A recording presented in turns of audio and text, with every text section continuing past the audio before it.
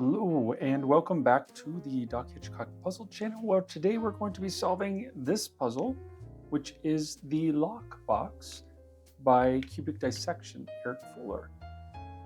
This puzzle I was looking to try for quite a while, and finally I got somebody who was willing to sell me a copy because they don't make them anymore for a reasonable price, not far over retail, so I was very happy to receive it. Anyhow, this is said to be one of the late Eric Fuller's better puzzles. Some claim it to be their favorite of his. Another one that I really enjoyed was his collaboration with Frederick Boucher, which I believe is the right way to pronounce it. And that was called Jammed Gem. That was my first cubic dissection puzzle, and it made me want to buy others.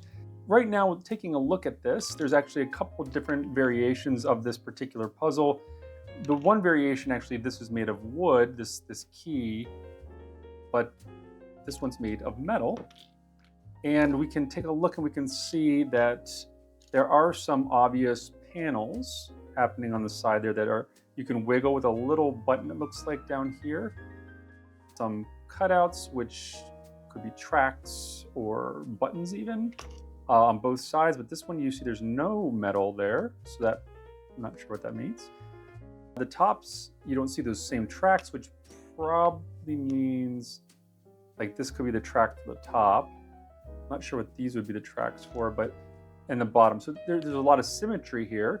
The real question is, what are these small differences like this metal versus this not metal? What do they mean? But anyhow, we can take a look at the key as well. The key has a metal part. You can see the metal through this little hole here. There's a little hex screw, which I'm not sure if these hex screws are part of it, because just like most of these puzzles, you're not supposed to unscrew things unless you have the tools to do so. And you have a little button there on top as well. So before we get into it, just keep in mind that we are going to solve this puzzle. And so there will be spoilers. You have been warned.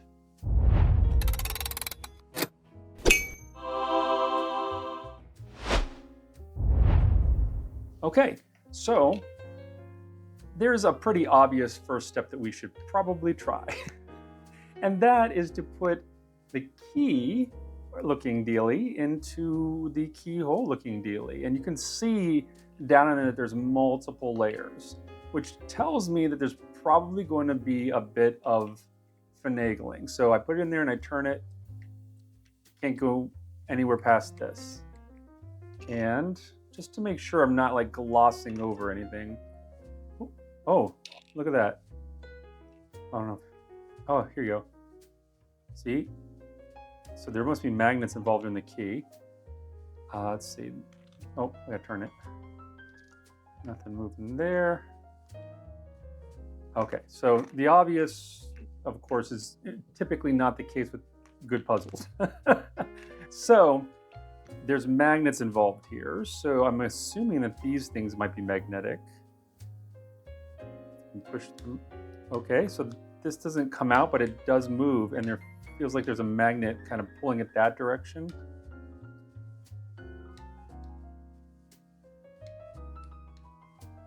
Let's see. If you look down in here, it looks like when I pull it up, there's like a hole in the middle. It's not that's not there when I'm putting down. So, maybe these come out. Oh, they do, and they are little magnets. Okay, do they all come out though? They do, I think. They do. They all come out. They're all magnetic. Well, I mean, that can't do anything, right? Right. I gotta try, guys, because I don't want to be the dummy that doesn't try something obvious. Because one of the things I learned about from Jammed Gem on Eric Fuller's puzzles is that sometimes he uses your assumptions against you, which is perfect for these types of puzzles. I like it a lot. So now that I know that these are magnetic, let's keep them together, I guess now. They look like they're different sizes. So it looks like these last two might be the same size as these two. So I'll separate those. And we remember that we saw that there was like a hole there, so maybe take one of those and, oh, so that must be magnetic too then. So let's put it into this hole. Oh, it's popping out. So must be polar, so that I have to put it in the right side. Okay. So maybe that's just to extend the key to go to the right place. But then the real question is, oh, let's see, the top's magnetic. It's also got a certain polarity, so we'll just leave that there to hold on to it.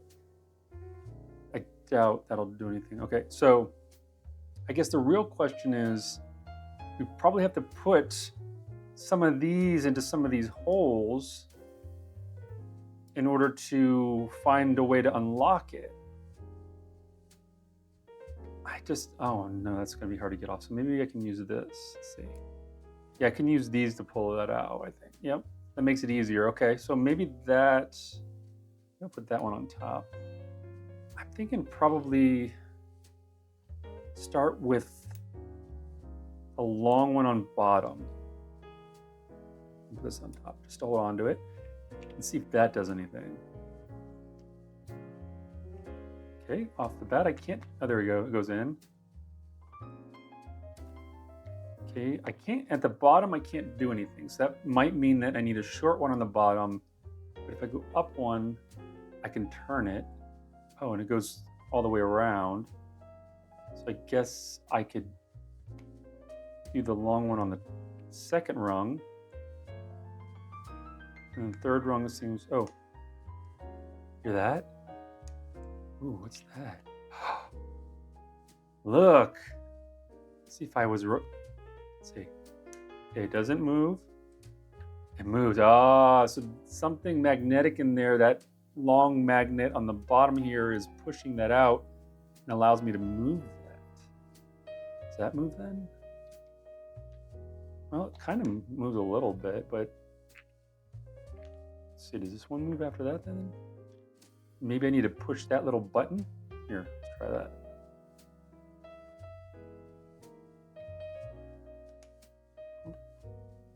Ooh, I only need one.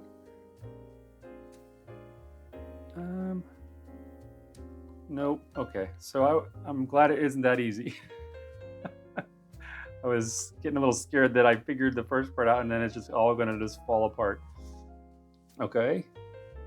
So, maybe the bottom. Okay, nope, nothing there. Okay, so I guess we keep this open.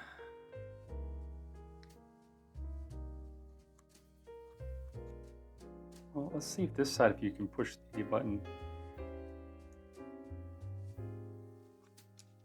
Okay, there's a hole there, but I don't feel any springy action, so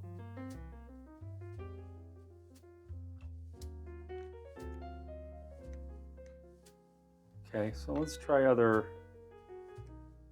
places. Let's see, that was, all right, so I can turn this way, nothing.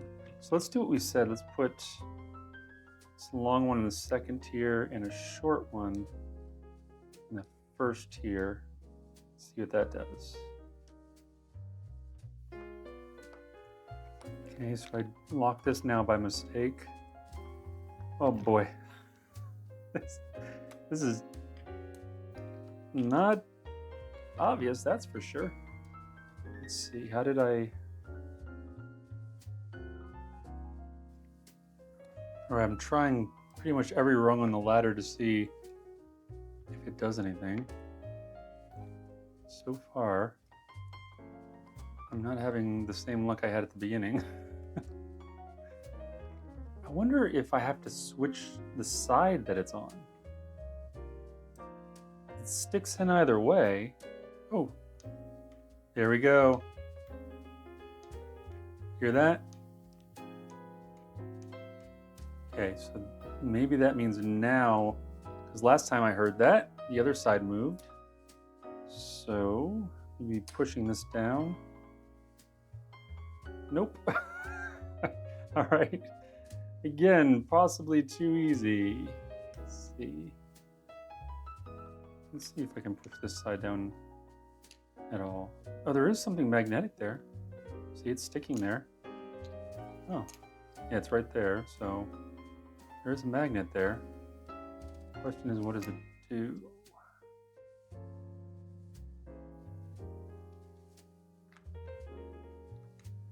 Here we go. Okay, we're back to the click. So let's see, what does that click do? Or maybe I need to push with this magnet. No, all right. Or maybe I need to push with this magnet, actually. Didn't even think about that. So let's flip it around. I gotta say, the tactile part of this puzzle with just kind of like tossing these things around and them sticking places is kind of fun. So this feels like it's coming up this way a little bit. So I'm wondering if it goes both ways and whether this part has anything to do with it. Whether I need magnets on them to do that. Because you do see the little tracks there. It looks like there's a little track there and a little track there on both of the sides. So I wonder if both of them go up and down. And that you have to find a way to do it in the right sequence.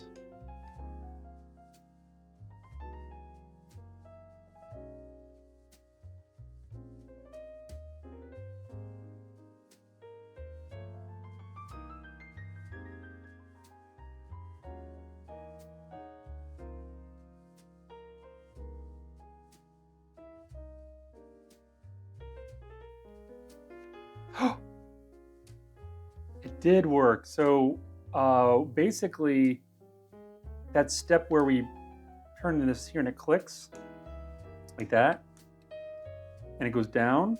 Well, if you put the magnets where the hole is, it does nothing to help you do anything else. But if you put it the opposite way, something repels and it lets it go up, which is new. Right? So let's see if this one slides, which it does. Don't know how that helps us because it basically is the same thing that we did here. But maybe we can do that same thing that we did on this side and it'll work this time. So if we switch this around, all right, and then we go up, up, over. How did I get there? There we go. There we go. Okay. So now, ooh, again, a coin dropped or something, so. Oh, nothing's happening. Oh, maybe if we flip it over like we did with the other one. Okay, good. So like what I was saying is maybe I need more than just this one in there. So I'm not sure which one, but I guess we can start with maybe one on top of it. Of course, the orientation is probably going to matter, so just have to play around for a while. Well, that's interesting. Hold on a sec. Ah, look at that. I didn't notice that. So there's actually a little cutout on this side because look, when this is up, I can actually, well, I did. Oh, there you go. See it? There's a little space now on this side. This one can move. So I bet you that has something to do with why it wasn't moving, because that was in the way maybe. Is this cheating by using this to pull the magnets out? Is that another tool that I'm not supposed to use? I don't think so. I think we're okay. So we've moved all three panels now except for that one. So my gut tells me it's probably this one that moves. We just got to figure out combo. So let's see. Let's put this back to the clicky side. The real question is whether this little guy needs to flip over too. Oh, that feels like it's moved a lot more here.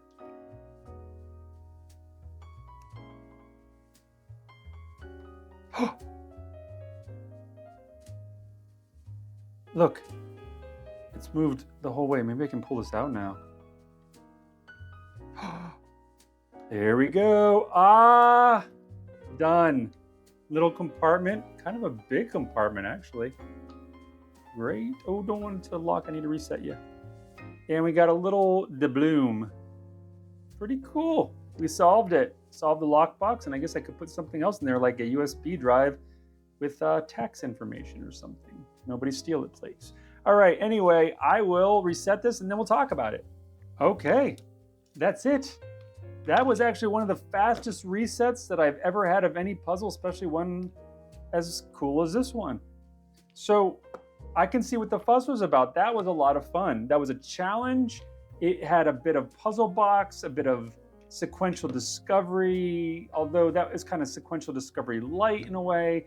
It had places where it used our assumptions against us.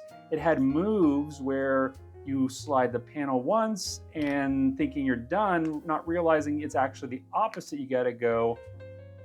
I'm not even sure if sliding it down there did anything or if that was just a red herring. And I think that's what tripped us up for a little bit.